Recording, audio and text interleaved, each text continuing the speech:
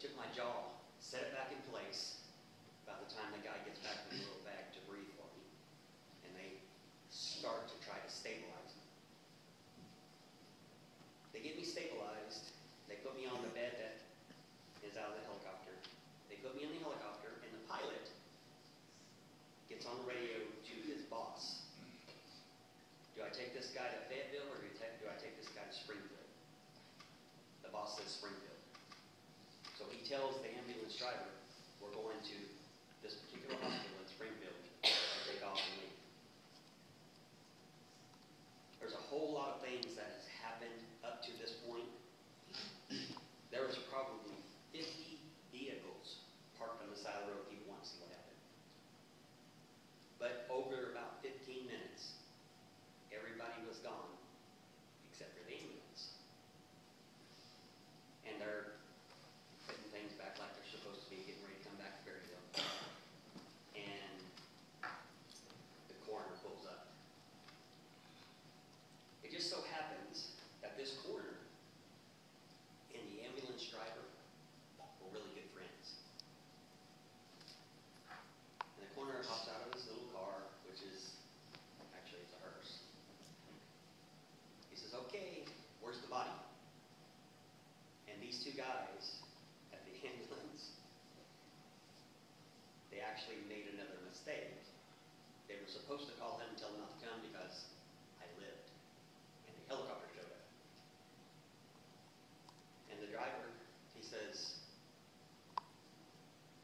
he went that way. And the guy says, okay, I don't really understand. You're going to show me where he's at. He says, you don't understand. I forgot to call you. He lived, and the life flight helicopter took him to Springfield. He says, oh, okay, no problem. He says, I've actually kind of been bored for about 2 weeks, nothing to do. Well, since those two were actually pretty good friends, the ambulance driver don't want him to leave. He wants to chit-chat with him. So they actually sit there and talk for a little while. Anyways, it's not much longer after I take off from that field right there, I'm landing in Springfield.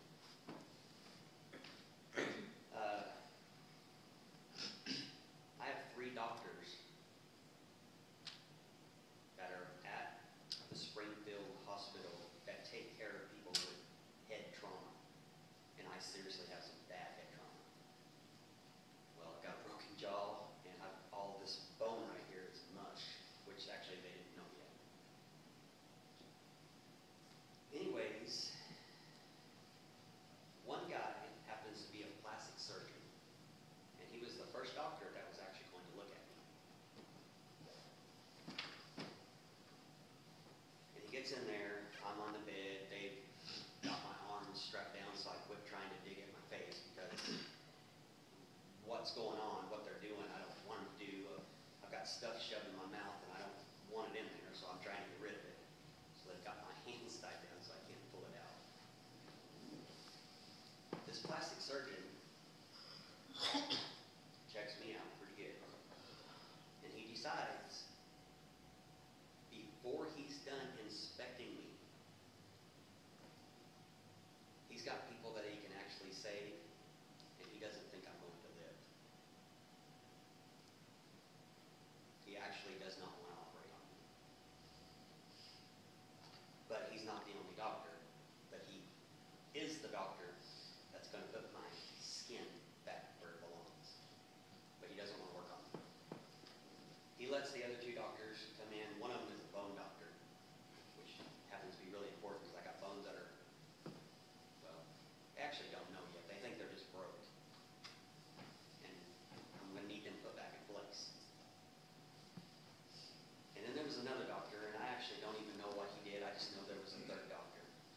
And after all 3 of them checked me out, this plastic surgeon gets them into an office, and he said, look, guys, this Lawson guy,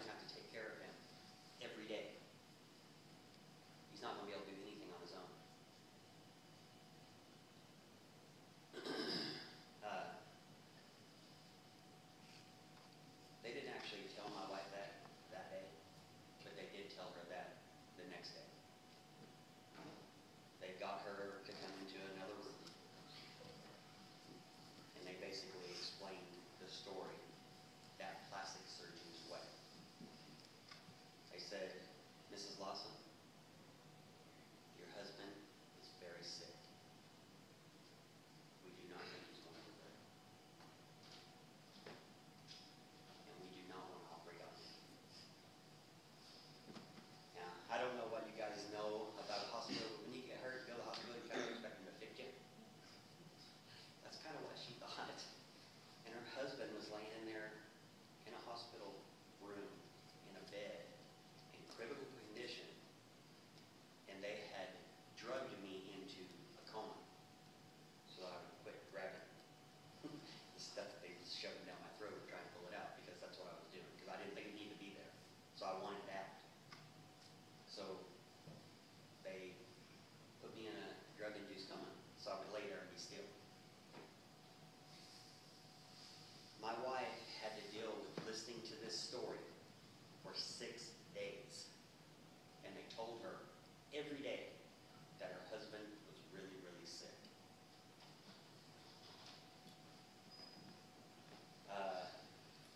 The 4th day that I was in there, I actually passed away. The machines that they had hooked up to me was what was keeping my body alive. I was not breathing. They had a machine that was breathing for me.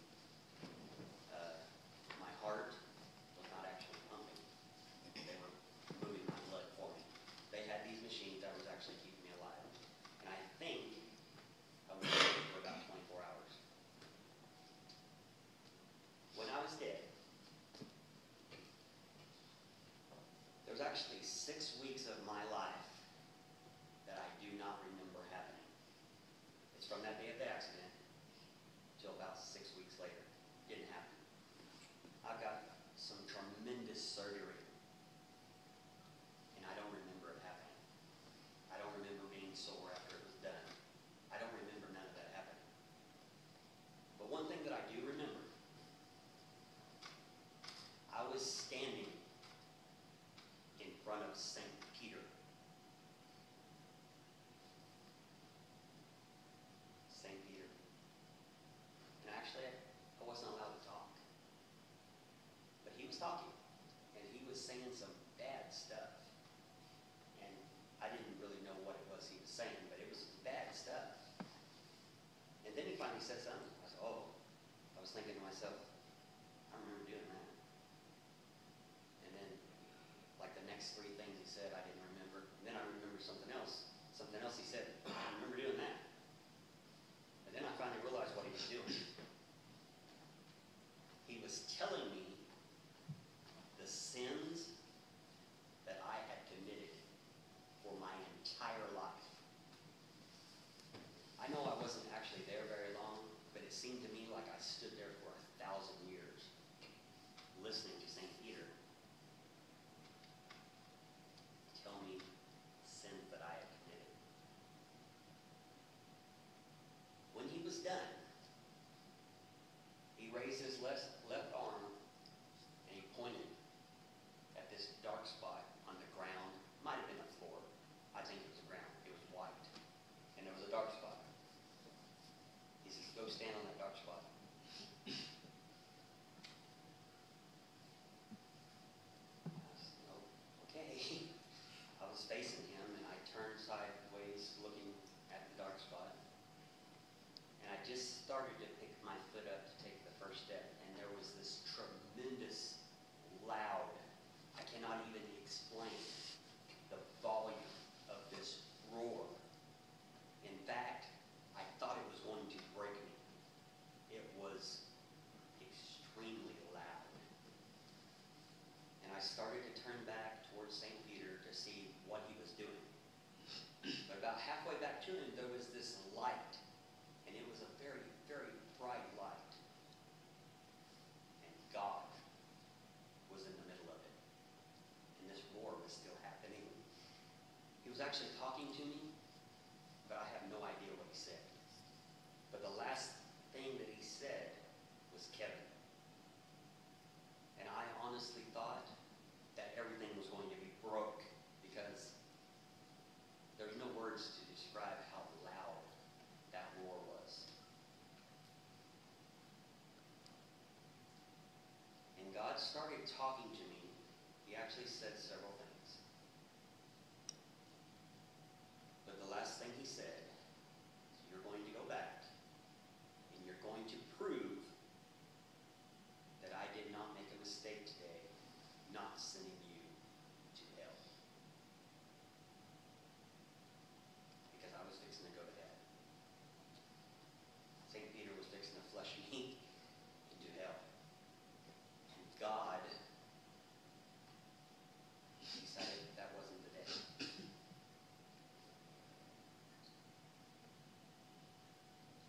I've actually had a few doctor's appointments since I've been out of the hospital. And I went back to talk to this plastic surgeon. A couple of weeks ago, I went to see him. And he says, Kevin, you know, I phenomenally appreciate the fact that you're still alive.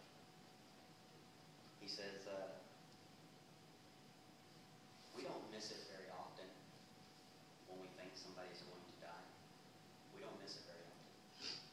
He says, but I was wrong with you. He says, I was so far wrong, I shouldn't even be a doctor. And he's actually a good doctor. He really is a good doctor. But he was wrong with me.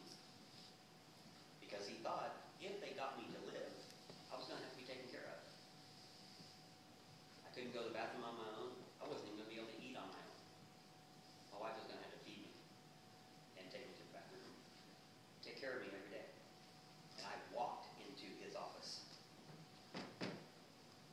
He is actually a really good guy. And every time I've seen him since my accident, he tells me pretty much the same thing. He's phenomenally proud that I actually am alive. He actually wanted me to go with him 2 years after my accident in 2010. He wanted me to go to college with him, and he was going to use me. Here's a guy that wrecked on a motorcycle, and he's still alive. And then he wanted to tell my story, but he wanted to tell my story. I wasn't actually ready to talk about it yet. In fact, it's been a little over